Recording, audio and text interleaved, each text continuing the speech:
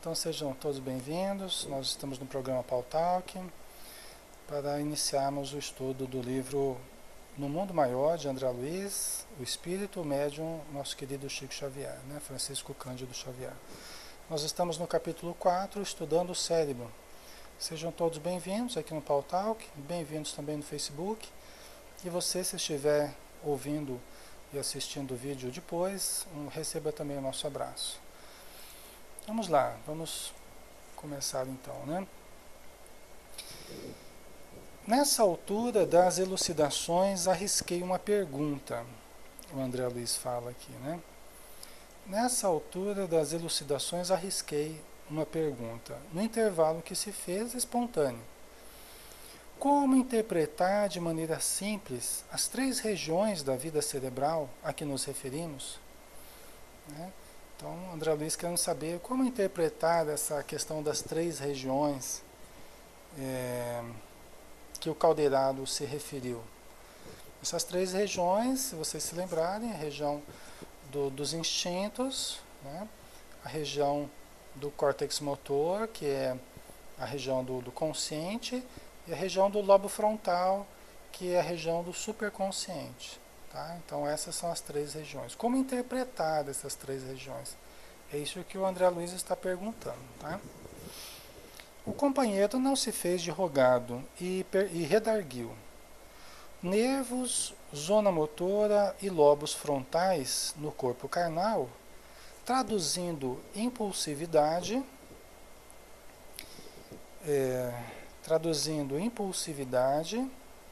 experiência e noções superiores. Tá?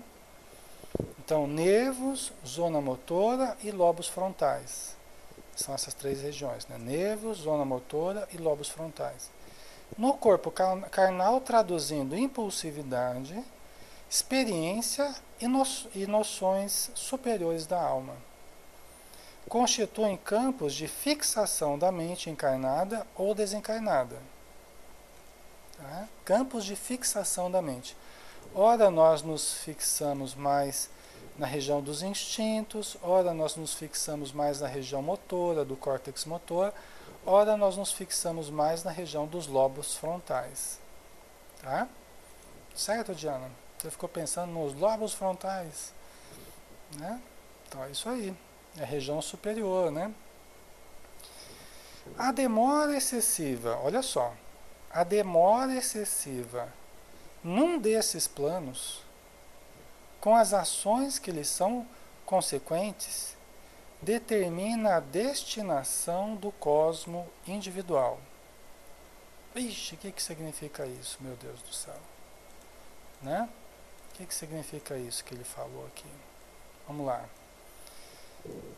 A demora excessiva num desses planos, com as ações que lhes são consequentes, determina a destinação do cosmo individual. Quer dizer o quê? Conforme a gente se fixe,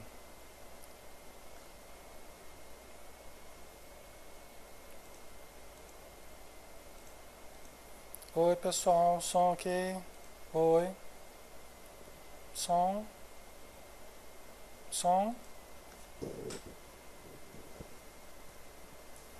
Parece que caiu o som aqui no Facebook, o som no Pautalk. Deixa eu só ajeitar aqui, pessoal.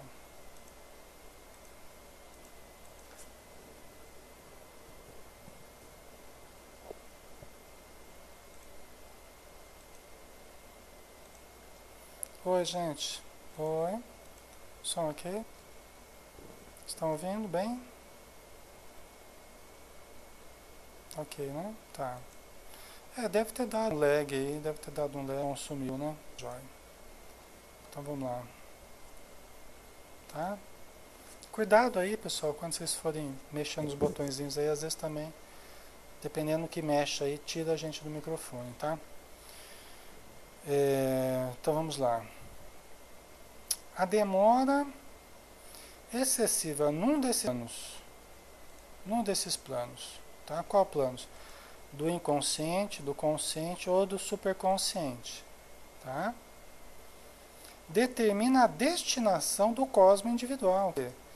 nós acabamos intimamente permanecendo e tendo uma destinação específica, com características específicas na nossa vida, dependendo se a gente age mais inconscientemente, mais no consciente ou mais no superconsciente, tá? A nossa vida, ela passa a se caracterizar de uma forma muito específica, tá, pessoal? Vou pegar minha aguinha aqui.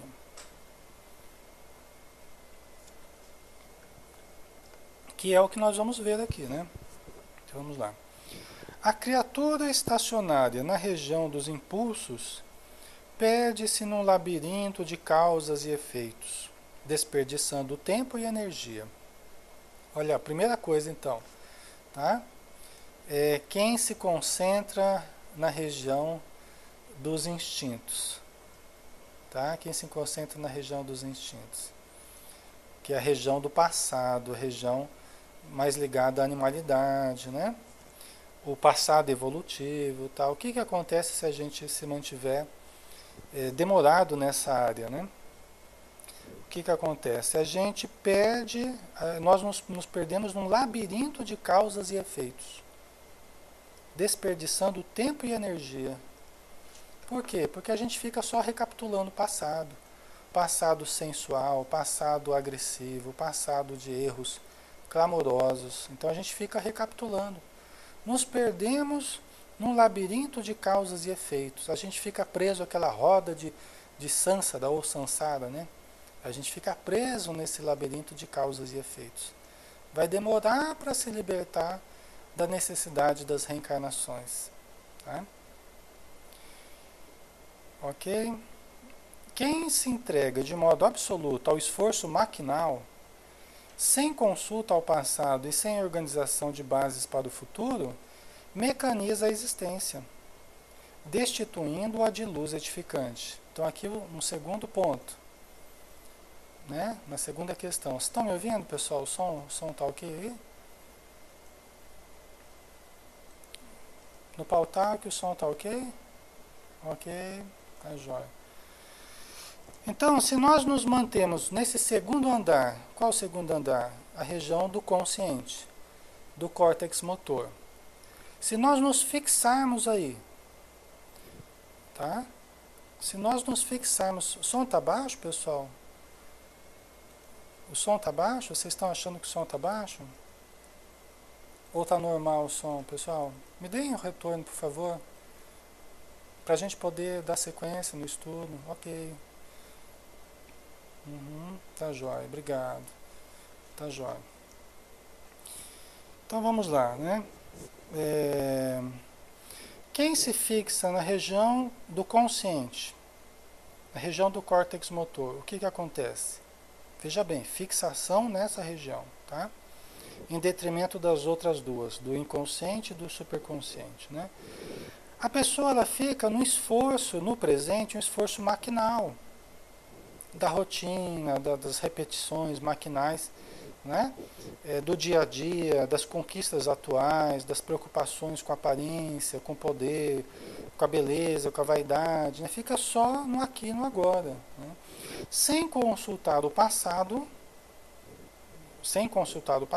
porque tem a ver com o inconsciente lá, né? E também sem organização de bases para o futuro, através do superconsciente. Ok? Deixa eu ver aqui. E, em terceiro lugar, os que se refugiam exclusivamente no templo das noções superiores. Eles sofrem o perigo da contemplação sem obras. Da contemplação sem obras. Da meditação sem trabalho. Da renúncia sem proveito. Tá? Então isso aqui talvez seja o que mais espante a gente, né? Por exemplo, a pessoa que vive em função da religião, né? Vive o tempo todo orando, vive o tempo todo o tempo todo em cima de questões metafísicas, questões espirituais, transcendentes. Veja bem, pessoal, quando essa pessoa se fixa apenas nessa região, o que acontece? Ela pode virar uma sonhadora.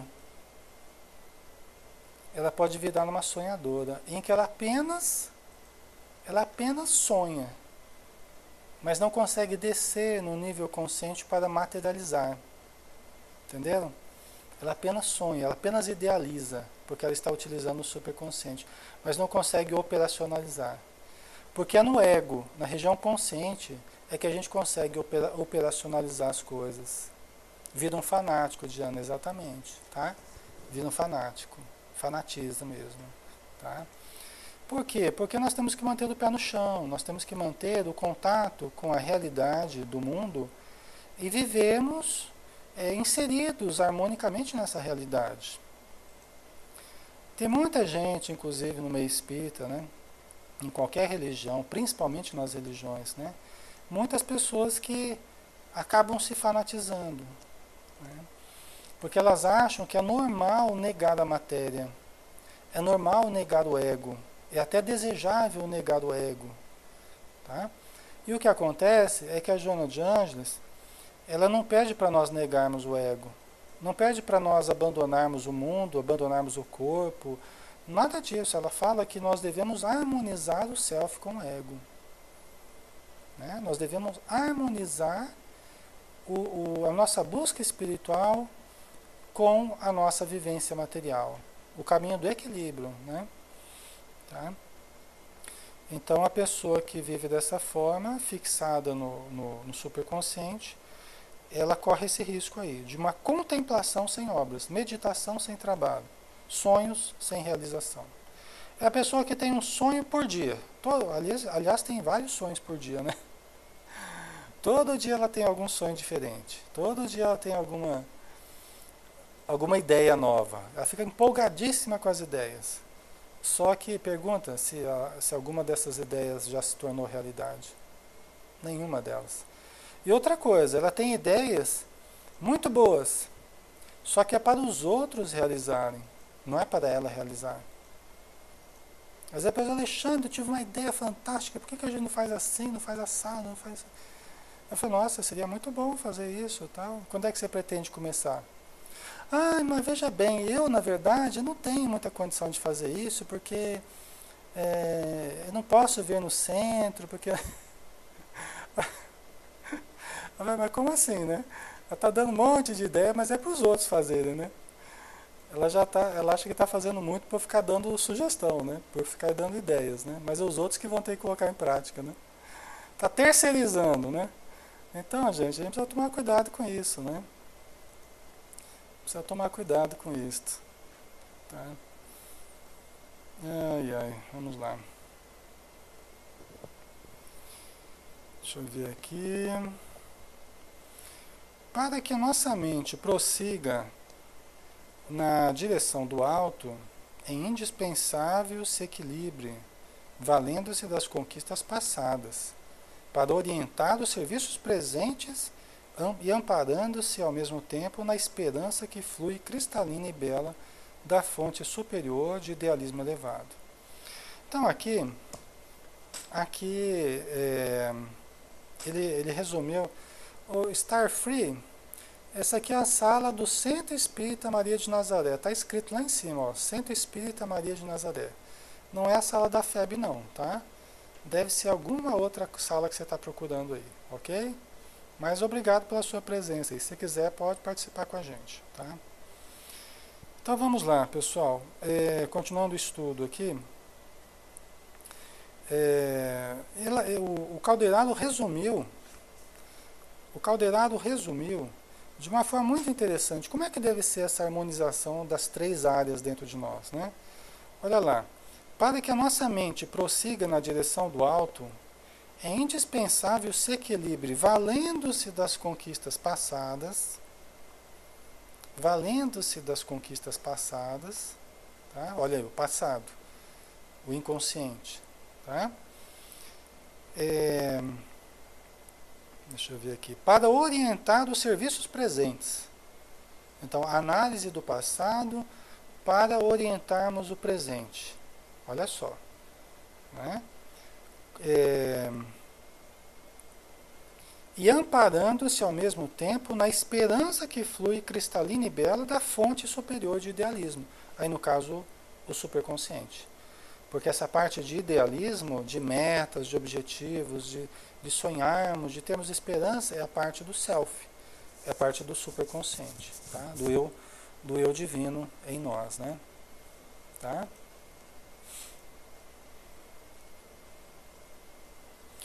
Ok? Então nós temos que lidar o tempo todo com essas três áreas, tá? Essas três áreas. Através dessa fonte, ela pode captar do plano divino as energias restauradoras, assim construindo o futuro santificante. E como nos encontramos indissoluvelmente ligados aos que se afinam conosco, em obediência a indefectíveis desígnios universais, quando nos desequilibramos pelo excesso de fixação mental num dos mencionados setores, entramos em contato com as inteligências encarnadas ou desencarnadas, em condições análogas às nossas. Tá? Então, olha lá, pessoal. Rosana está colocando, para tudo tem que ter equilíbrio. É verdade. Por quê? Veja bem. Se nós vivemos fixados no nível do inconsciente, nós vamos nos sintonizar com os brutos. Nós vamos nos sintonizar com as pessoas irresponsáveis, negligentes, sensualistas, criminosas, viciosas. Tudo que o nosso passado está cheio de problemas lá, que a gente já viveu. Então, se nós nos fixarmos na sede dos instintos, nós vamos ficar relembrando o passado instintivo que nós já vivemos. Tá? Praticamente nós vamos nos associar, vamos nos sintonizar ao que há de mais inferior em torno de nós. Tá?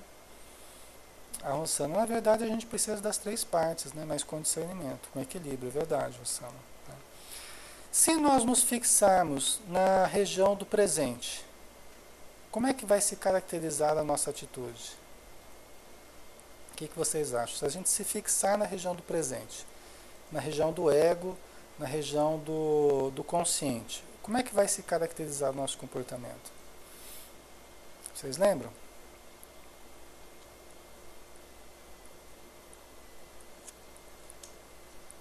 Na rotina, né, Diana? A pessoa pode ser muito materialista, só vive para adquirir, só vive para usufruir, né, Brás? Egoísta, muito vaidoso, né?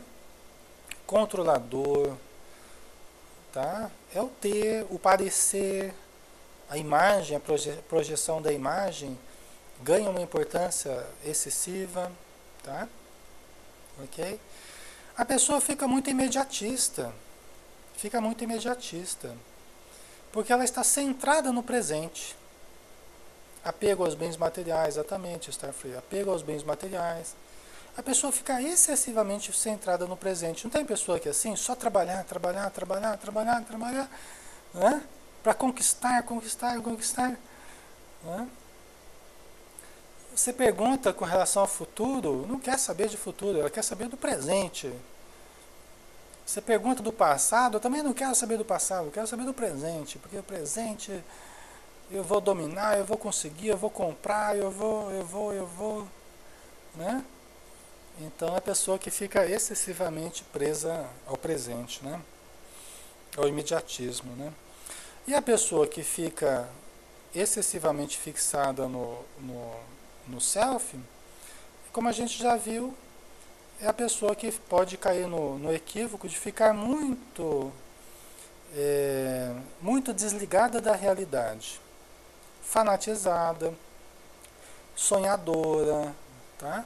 Com dificuldades de se ajustar à vida material. Tá? Certo? Muito bem. Só que, veja bem, aqui vamos fazer também uma análise aqui. Tá, eu falei só do lado ruim, não é justo, eu falei só do lado ruim do superconsciente. E, pelo amor de Deus, o superconsciente, nós precisamos estimular o superconsciente. Tá? Então, logicamente, tem muitos benefícios de nós utilizarmos predominantemente o superconsciente. Dele comandar o conjunto todo. Na verdade, o superconsciente deve comandar o conjunto todo, nos fazendo pessoas mais fraternas, pessoas mais caridosas, com pensamento mais elevado, nos sintonizando também numa faixa de sentimento, de pensamento mais elevado, da meditação, da caridade, do estudo. Por exemplo, nós encontramos aqui nessas salinhas espíritas. Oi, Sueli, um beijão. Nós encontramos aqui nessas salinhas espíritas pessoas altamente espiritualizadas. Pessoas altamente espiritualizadas. Não tem nenhum santo aqui. Não tem nenhum santo aqui, mas tem pessoas que já se identificam grandemente com a vida espiritual. Tanto que estão aqui estudando esse livro difícil, que é o livro No Mundo Maior. Porque gostam da espiritualidade, gostam de cultivar o amor, a fraternidade. Isso é fundamental, pessoal. Tá? Então, logicamente, o superconsciente ele deve conduzir o conjunto todo. Porque ele fala do futuro. Os homens que viverem muito mais o superconsciente do que as outras áreas são seres que vão viver no futuro.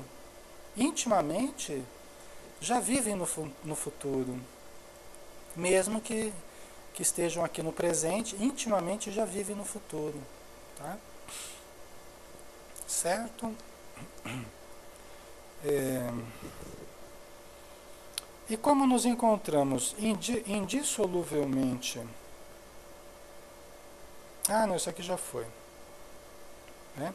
Por exemplo, para nós estabelecermos contato com os espíritos amigos, nós temos que nos tornarmos bons por nossa vez.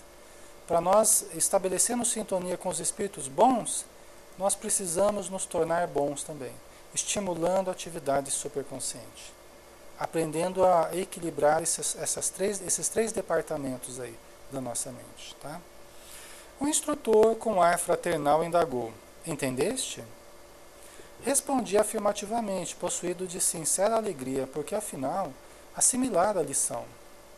Caldeirado fez aplicações magnéticas sobre o crânio do enfermo, envolvendo-o em fluidos benéficos, e disse-me, após longa pausa: temos aqui dois amigos de mente fixada na região dos instintos primários. Porque eles estavam cuidando, eles estavam atendendo um rapaz que estava obsediado, um senhor já obsediado, e um outro espírito de um outro senhor mais velho que estava obsediando. O rapaz encarnado e o outro espírito já desencarnado. Tá? Então, Caldeirado fez aplicações magnéticas sobre o crânio do enfermo, envolvendo-o em fluidos benéficos, e disse-me após longa pausa: temos aqui dois amigos de mente fixada na região dos instintos primários. Estão vendo, pessoal? Quer dizer, ambos estão fixados nas zonas dos instintos primários, na zona do inconsciente. Os dois estão fixados. Tá? O encarnado, depois de reiteradas vibrações no campo de pensamento, em fuga da recordação e do remorso, arruinou os centros motores, desorganizando também o sistema endócrino e perturbando os órgãos vitais. Olha que interessante. O rapaz, que ele matou o outro, né? Vocês lembram da história? O outro é como se fosse um pai para ele. Cuidou dele, infância, juventude e tal. E aí eles tiveram uma briga tal, ele pediu o dinheiro do pai, por causa dos anos de trabalho que ele teria ajudado. O pai não, né? Esse senhor que fazia as vezes de pai, né? E ele acabou matando o pai. Esse senhor, né? E esse senhor começou a obsediá-lo. E pela presença do remorso, ele acabou não se fixando mais nas zonas superiores. Isso é muito comum. Quando a gente vive um certo remorso, a gente não se sente mais na condição de viver aquela situação superior.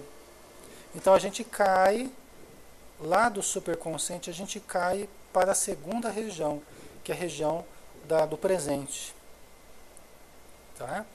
No caso aqui, esse rapaz, ele tentou se segurar nessa região do presente, trabalhando, trabalhando, trabalhando, só cuidando do presente, de adquirir, ele ficou muito rico, né? Mas ele acabou arruinando a região relativa ao presente, a região do ego, do consciente. Ele acabou desorganizando essa região. Tá? E perturbou também as glândulas endócrinas, assim como os órgãos vitais. Por isso que ele estava doente mesmo, espiritualmente, emocionalmente, psiquicamente e fisicamente. Ele estava doente em todos os sentidos. Tá? O desencarnado converteu todas as energias em alimento da ideia de vingança, acolhendo-se ao ódio em que se mantém foragido da razão e do altruísmo. Quer dizer que o desencarnado que está obsediando também, quando ele sofreu, porque ele foi assassinado pelo rapaz, ele caiu lá das zonas superiores, e despencou lá por causa da vingança, do ódio, ele despencou lá para a zona dos instintos. Né? Muito comum. Os obsessores que não perdoaram, que continuam fixados na vingança, no ódio. Né? Então ele despencou lá para o primeiro andar, que é a sede dos instintos. Tá? Acolhendo-se ao ódio em que se mantém foragido da razão e do altruísmo. Outra seria a situação de ambos se houvessem esquecido a queda, reerguendo-se pelo trabalho construtivo e pelo entendimento fraternal, no santuário do perdão legítimo. Tá? A Diana colocou ali, essa situação poderia ser de um lado só? Poderia. Tá? Veja bem, é o que o Caldeirado está dizendo aqui, Diana. Olha só, o último parágrafo que a gente leu aqui. Ó. Outra seria a situação de ambos, se houvessem esquecido a queda. Tem muita gente que fala assim, Alexandre, mas a gente não pode esquecer do passado, porque o passado nós erramos muito, nós cometemos muitos erros, nós caímos, nós prejudicamos, nós não podemos assim esquecer do passado.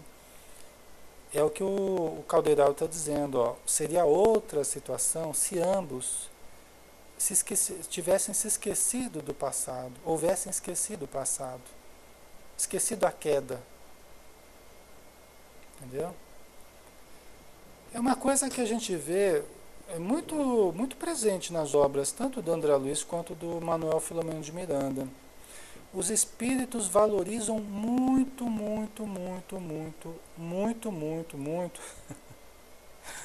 Os espíritos valorizam muito a nossa disposição de ir em frente. Mas ele matou, ele errou, ele fez isso, fez aquilo. De seguir em frente, de perceber o erro que cometeu, tentar se reajustar, mas levantar a cabeça e continuar vivendo, procurando equilíbrio. Os espíritos valorizam muito essa situação. A gente vê constantemente isso surgir nas obras. Sabe por quê, pessoal? Por uma simples razão. Nós nos deprimimos, nós enlouquecemos, nós ficamos presos à culpa, ao remorso, não vai adiantar nada. Não vai nos fazer melhores do que ninguém. Não vai nos fazer melhores do que nós mesmos. Não vai ajudar em nada. Só vai paralisar a nossa vida. Então o que nós precisamos é, logicamente, detectar o erro, analisar, olha, errei, puxa vida, olha as consequências do erro, olha o que aconteceu, tá? Assumir responsabilidade, olha, realmente, puxa vida, eu errei, vou pedir desculpa, vou tentar reajustar as coisas, mas não vou ficar caído no erro. Não vou ficar me flagelando por causa do passado. Não vai adiantar nada. Não vai adiantar nada. Veja bem, pessoal, só para a gente analisar aqui, olha. Outra seria a situação de ambos se houvessem esquecido a queda, reerguendo-se pelo trabalho construtivo e pelo entendimento fraternal, no santuário do perdão legítimo. Vamos pensar que o Senhor, que ajudou tanto esse rapaz, ele, mesmo sendo assassinado, ele lamentasse profundamente, puxa vida, que coisa triste, né, que essa pessoa fez comigo e tal. Mas perdoasse, entendesse a inexperiência do rapaz, entendesse a impulsividade do rapaz e perdoasse. Se houvesse amor de fato, perdoaria. Não é? Gente, já o problema, pelo menos para esse senhor que foi assassinado, o problema já estaria 90% melhorado, já estaria resolvido pelo menos 90%. Entendeu? Se o rapaz, mesmo tendo matado esse senhor, eu já conversei com pessoas que cometeram crimes tal e hoje estão recuperadas, estão trabalhando, fazendo bem. Se esse rapaz tivesse buscado a fé sincera, o perdão divino, mesmo o perdão orado por esse senhor que ele matou, se tivesse buscado esse tipo de atitude, pessoal, que a gente não cansa de recomendar, que os livros não cansam de recomendar, os livros espíritas, né?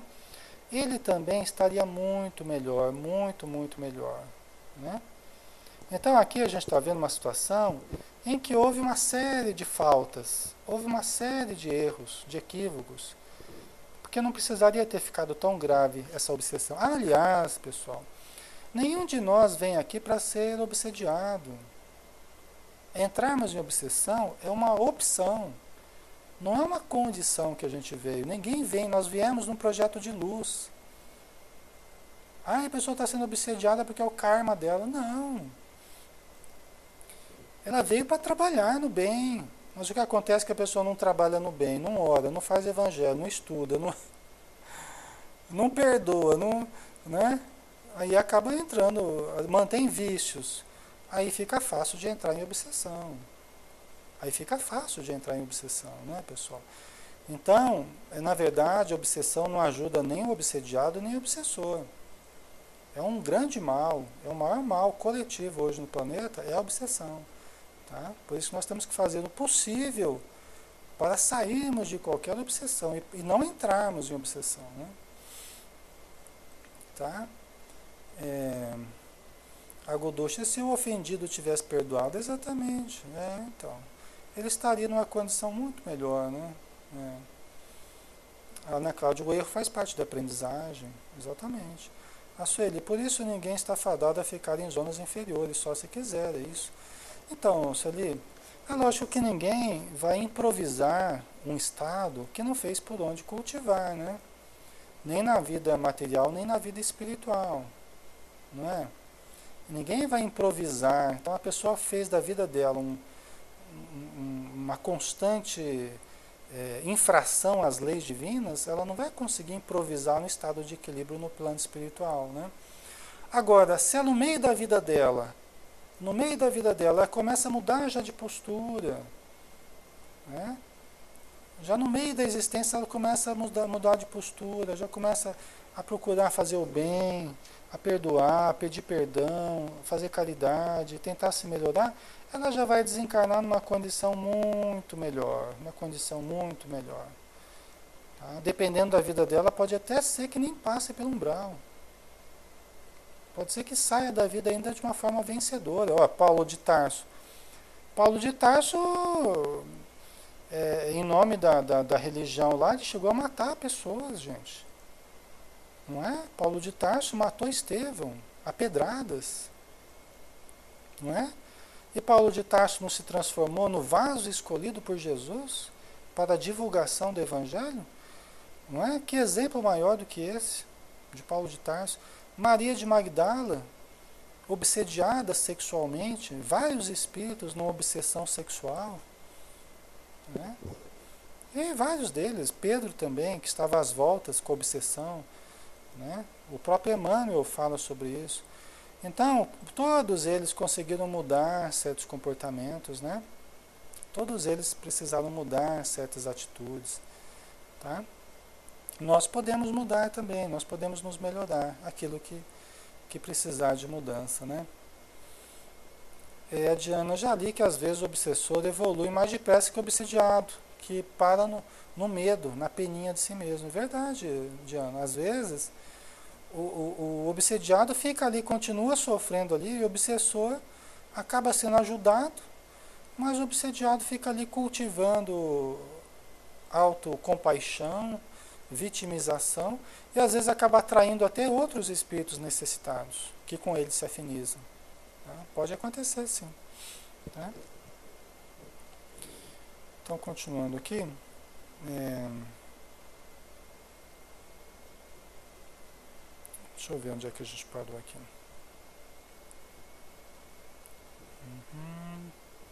Então, outra seria a situação de ambos se houvessem esquecido a queda, reerguendo-se pelo trabalho construtivo e pelo entendimento fraternal, no santuário do perdão legítimo. Inclusive, pessoal, pessoas que fizeram aborto, tá?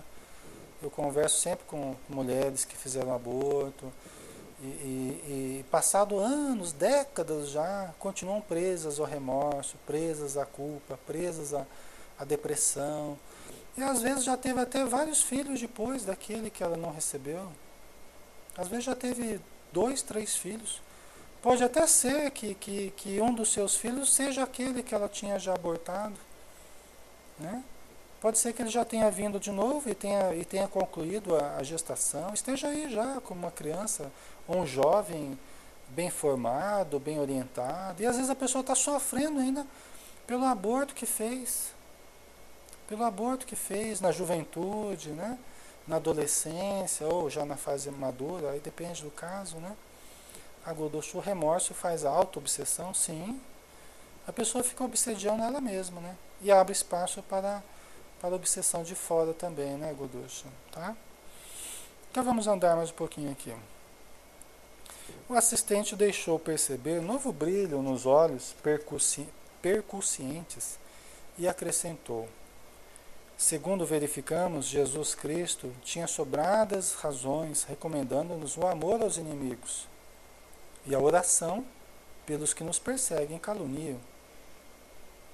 Não é isto mera virtude, senão um princípio científico de libertação do ser, de progresso da alma, de amplitude espiritual.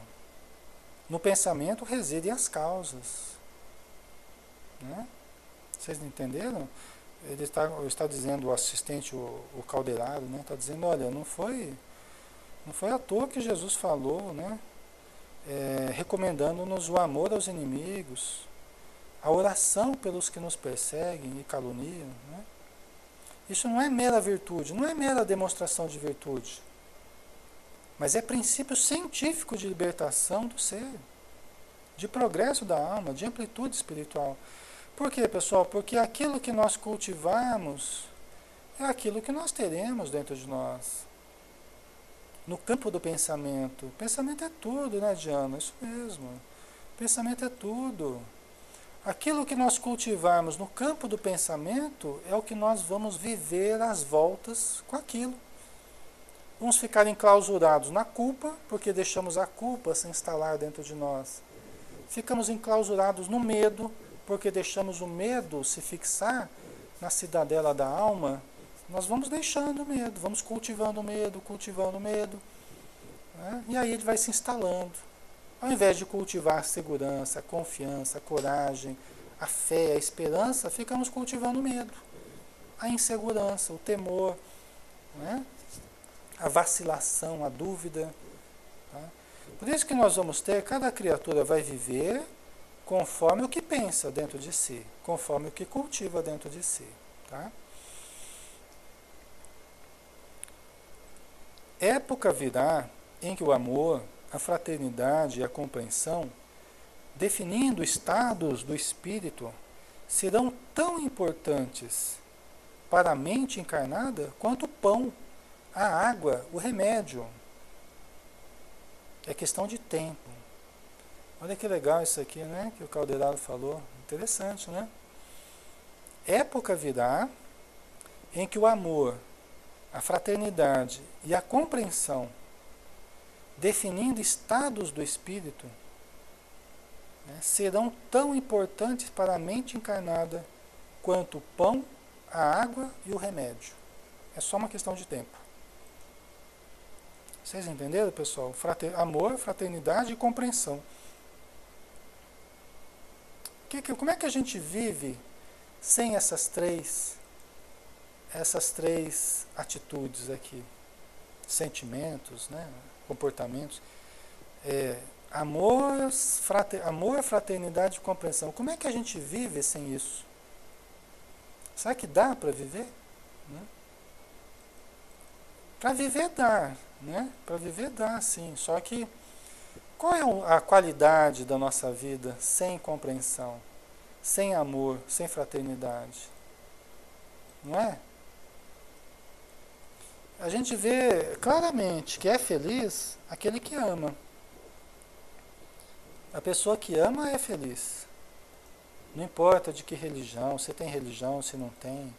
Não importa. A pessoa que ama é feliz. A pessoa que ama o corpo, que ama a família, que ama a vida, que ama essa encarnação, que ama o trabalho, ele vive melhor, vive feliz.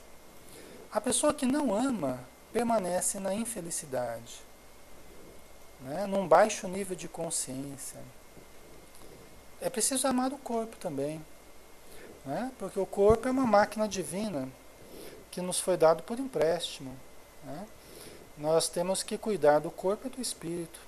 Tem muita gente que, em função de viver uma vida espiritual, maltrata o corpo. Não dá ao corpo o que ele precisa, não alimenta bem o corpo, desenvolve uma anorexia, desenvolve uma bulimia, não é? Maltrata, utiliza-se de drogas ou de álcool, né? O álcool é uma droga, né? Destruindo o corpo, é falta de amor ao corpo, né? O Brás, a verdadeira felicidade mora em uma consciência tranquila, exatamente, né? É isso mesmo, a Rossana. Mal-humorosa, mal-humorada? Pessoa que não ama vive mal-humorada, isso, né? Está sempre infeliz, né? Certo, então, isso mesmo, tá? Certo? Então o amor é tudo, nós precisamos do amor, da compreensão para convivermos em grupo, para convivermos em família, com trabalho. Como é que a gente consegue conviver em grupo sem compreensão, pessoal? Já pensou se Jesus não tivesse compreensão? Primeiro que ele nem voltava lá do plano espiritual para conversar com os discípulos, né? Ele nem voltaria, porque eu ia voltar lá para aquele bando de... Pedro negou ele, a maioria lá fugiu, né? Só ficou João lá com Maria de Nazaré, ficou lá ao pé da cruz, né? O resto tudo se mandou, né? Né? A gente fala brincando, né, tadinho, mas tadinho da gente, né? Que a gente está numa pindaíba desgramada aqui ainda, né? Até hoje aqui batendo cabeça, né? Mas Jesus voltou cheio de amor, de compreensão. Por quê? Ele nos trouxe uma lição muito bonita, uma lição muito importante, pessoal. Quem vai errar com a gente não são os inimigos, são os amigos que vão errar com a gente. Nós vamos errar não é com os nossos inimigos, é com os nossos amigos. Nós vamos errar.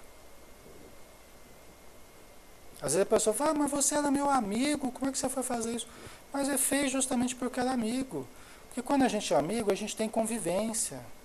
E quando a gente convive muito com as pessoas, é normal que a gente erre, é normal que elas errem com a gente. Imagina a família, então, que a gente vive o tempo todo, dia após dia com os familiares. Não é normal que uns errem com os outros? Né? Agora, se a gente não aprender a conviver com os amigos, com quem está perto, com quem que a gente vai querer conviver? Se a gente não for exercitar o perdão, a compreensão, com quem está perto, com quem que a gente vai conviver? Com quem está longe? Não é? Vocês entendem, pessoal? Jesus, ele deu uma lição muito bonita. Porque ele demonstrou que quem vai errar com a gente são os amigos. E a gente vai errar com os amigos também, porque nós também erramos. Né? Por isso que a tolerância, a compreensão, paciência mútua, né? Recíproca aí, é muito importante para a gente continuar convivendo. Foi o que Jesus demonstrou. Quando ele retornou após o seu desencarne, né? Mas que ele voltou espiritualmente e conversando com Pedro, né? E Pedro tinha negado ele 3 vezes. O que ele perguntou para Pedro? Pedro, tu me amas? Sim, Senhor, eu te amo. Então vai e apacenta as minhas ovelhas. Aí depois ele perguntou de novo, Pedro, tu me amas? Senhor, tu sabes que eu te amo. Então vai, Pedro, e apacenta as minhas ovelhas. E aí uma terceira vez, o Pedro já estava ficando desesperado, né? Pedro, tu me amas? Senhor, né? Pedro já não sabia mais o que falar, mas ele repetiu, né? Por quê? Para desfazer a culpa. Você vê como é que Jesus era um psicoterapeuta excelente, né? Ele fez Pedro, que tinha negado 3 vezes, repetir 3 vezes. Olha a técnica de fixação, né? Olha a neurolinguística aí, olha a reprogramação do subconsciente, né? O Jesus estava fazendo ele repetir para ver se, Senhor, eu te amo, eu te amo, eu te amo. Tadinho do Pedro, né? Eu estava fazendo ele repetir para ver se pegava mesmo essa, né? Para que Pedro pudesse se recompor em termos de consciência. Em termos de consciência. E deu certo, né? Porque Pedro, depois disso, ele conseguiu se tornar o eixo central, né, da obra. Toda a obra depois teve em Pedro. Paulo de Tarso foi o vaso escolhido para a divulgação, porque ele era um divulgador por excelência. Mas o grande cimento, o grande pilar, né, da obra ali foi Pedro, na verdade, né? Pedro era o grande patriarca ali, né, do grande acolhedor, pessoa serena. Na época de Jesus, enquanto Jesus estava ali junto, ele não era lá muito sereno, não. Mas depois, ele até fala isso no livro Paulo e Estevão, não? Emmanuel fala, né? O próprio Pedro comenta, né? Que depois, principalmente de Pentecostes, depois do dia de Pentecostes, lá, que eles receberam aquela energia divina lá, né? Que eles falam que foi o Espírito Santo, aquela coisa toda, mas é a influência espiritual em altas doses eles sofreram, né? O Pedro fala que depois daquilo ele começou a encontrar uma força diferente que ele nunca teve, né? Então foi algo que Jesus forneceu para eles de uma forma abundante, vamos dizer assim, né? Aguducho para esquecer do que tinha negado, né? É verdade, isso mesmo, né? Então, Braz, não sei, nunca ouvi falar, mas é interessante, né? Interessante, né? Pode ser, né? Tá? Vamos ver aqui, se a gente termina esse parágrafo aqui, né? Já estamos quase no horário. Lícito, lícito é esperar sempre o bem, com o otimismo divino. A mente humana, de maneira geral, ascende, né? Está subindo, está ascendendo para o conhecimento superior, apesar de, por vezes, parecer o contrário. Às vezes dá até a impressão do contrário, mas nossa mente ela está evoluindo, está avançando, está transcendendo. Nossa mente está transcendendo cada vez mais. Nós estamos caminhando para as expressões espirituais da vida, a cada dia, a cada ano, tá? Por isso que nós temos que esperar sempre o bem. Tem gente que espera sempre o mal, né? Aí você pergunta, mas por que você faz isso? Eu penso no mal porque eu fico com medo de pensar positivo e depois acabar não dando certo. Então eu já penso negativo já. Então é o pessimista, né? O pessimista está sempre mal, com medo de ficar bem e passar a ficar mal. Né? Então ele já fica mal direto, porque ele tem medo de ficar bem e depois voltar a ficar mal. Então ele já, para não ter esse medo, não ter esse risco, ele já fica mal direto, né? Então já pensa negativo o tempo todo. Tá? Só que é uma estratégia ruim, né? Errada, né? Nós temos que ter mais confiança, mais otimismo, mais fé, para que a gente possa plasmar a nossa vida de um modo mais positivo também, tá? Muito bem, pessoal, nós vamos fazer o seguinte, deixa eu ver aqui.